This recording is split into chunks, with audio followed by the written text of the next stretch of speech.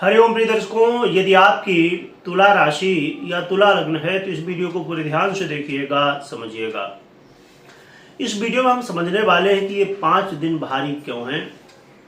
19 अगस्त, 20, 21, 22 और 23 अगस्त, ये जो 5 दिन हैं, ये ग्रह स्थितियां जो बनने वाली हैं और उनके जो प्रभाव आपको मिलने वाले हैं, उन्हें समझना बहुत जरूरी है। और सबसे पहले हम कारण समझ लेते हैं, इसके पीछे कौन सी ग्रह स्थिति है जिसे फलादेश समझने में हमें आसानी हो। प्रिय दर्शकों, 19 अगस्त को शाम को 7 बजे चंद्रमा अपना परिवर्तन करेंगे और चंद्रमा कुंभ राशि में आ जाएंगे और कुंभ राशि में शनिदेव पहले से ही विराजमान है। तो यहाँ पर विष योग का निर्माण हो जाएगा और ये 19 तारीख, 20 तारीख और 21 तारीख को शाम तक रहने वाला है। तो ये विष योग का निर्माण होगा और फिर 21 तारीख को शाम को चंद्रमा जैसे ही परिवर्तन करेंगे और मीन राशि में आएंगे, वैसे ही मीन राशि में राहु विराजमान है, पहले से आपको पता है। तो इससे ग्रहण योग का फिर निर्माण हो जाएगा।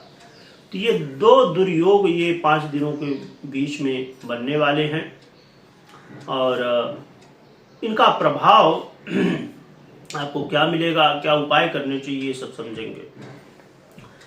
प्रिय दर्शकों, मैंने कुछ समय पहले कम्युनिटी पोस्ट किया था इसमें दैनिक राशिफल के विषय में। तो आप सभी लोगों ने, बहुत सारे लोगों ने, लगभग 15 से 1600 लोगों ने कहा था कि दैनिक राशिफल बनाना चाहिए।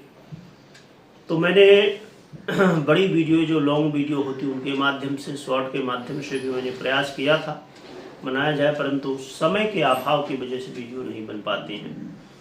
बाकी जो ग्रह स्थितियों में परिवर्तन होता रहता है तो उनकी जानकारी मैं आपको देता रहता हूँ।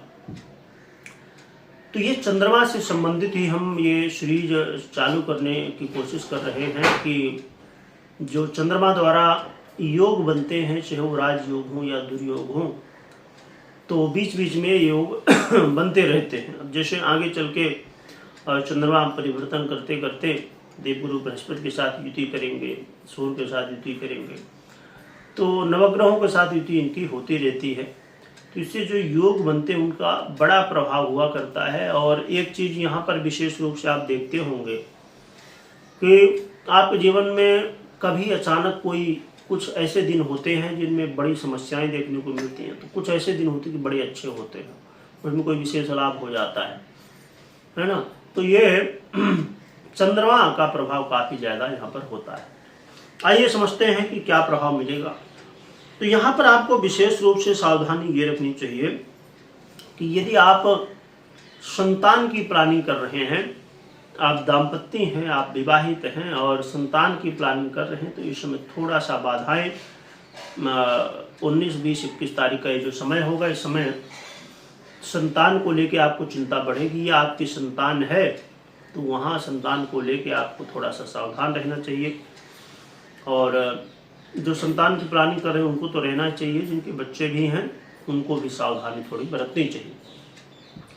और विशेष रूप से जो लव पार्टनर हैं उनको बहुत ज़्यादा सावधान होना चाहिए, क्योंकि इस समय आप भ्रमित हो सकते हैं। इस समय आप वाद विवाद देख सकते हैं कि वाद विवाद बन रहा है, कोई ऐसी वजह जिसका कोई मतलब नहीं है, जिसका कोई कारण नहीं है।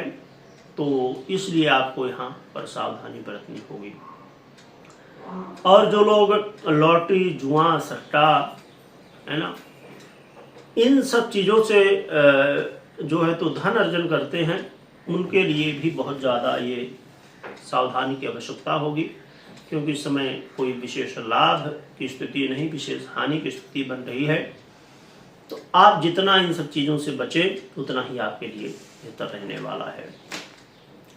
और एक मूल रूप से यहाँ पर एक निचोड़ निकल के आता है कि आपको अपने आय को लेके, आप अपने फाइनेंस को लेके, चाहे किसी भी तरह आप पैसा कमाते हैं, चाहे मेक मनी ऑनलाइन करते हैं, मेक मनी ऑफलाइन करते हैं, व्यापार करते हैं, जैसे भी आप कमाते हैं, तो आपको अपने पैसों को लेके सावधान हो जाना चाहिए। पैसों से संबंधित समस्याएं, चाहे पैसे कम आए, नुकसान हो जाना या किसी भी तरह की समस्याएं देखने को मिल सकती हैं। तो पैसों को लेकर इस समय ये जो 2 से 2.25 दिन हैं चंद्रमा के, तो इस समय सावधान हो जाना चाहिए।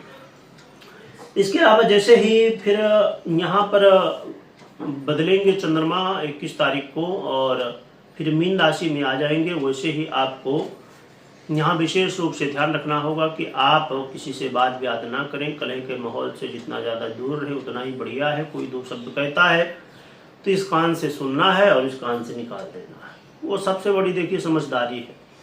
अब हम कई बार जोश में आ जाते हैं, कहते हैं कि भैया चल तू कितना अपनी ताकत दिखाएगा या जो भी है ना।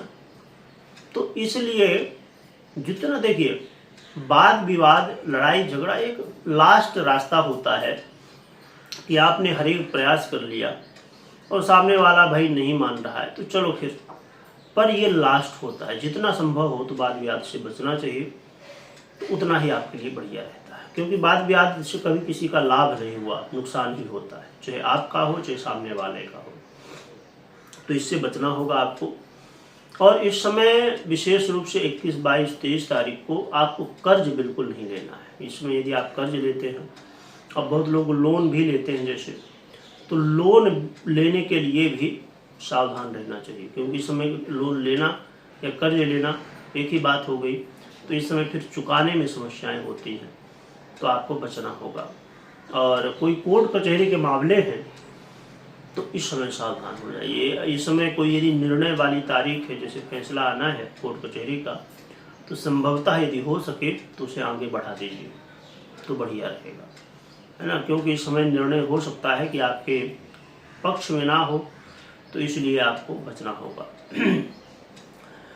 आप यात्रा कर रहे हैं, खासकर कोई लंबी यात्रा कर रहे हैं, तो यात्रा में थोड़ा सा व्यवधान आ सकता है, थोड़ा सा वहाँ पर कुछ समस्याएं देखने को मिल सकती हैं। तो यात्रा करते समय भी सावधान रहना चाहिए। और आपको निद्रा से संबंधित समस्याएं, थोड़ा मानसिक तनाव भी हो सकता है इस समय, तो यहाँ पर भी सावधानी बरतनी चाहिए। देखा जाए तो स्वास्थ्य का ध्यान रखना, वाद विवाद से बचना, ये सब चीज़ें बहुत ज़रूरी होंगी। और अब हम समझ लेते हैं कि उपाय क्या करने चाहिए। तो उपाय की हम बात करें तो उपाय के रूप में भगवान भोलेनाथ की आराधना करना सबसे बढ़िया रहेगा और सबसे सरल साधन भी रहेगा।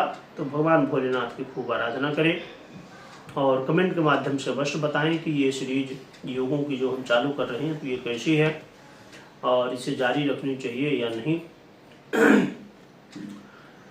तो क्योंकि चंद्रमा द्वारा बहुत सारे योग संयोग बनते रहते हैं।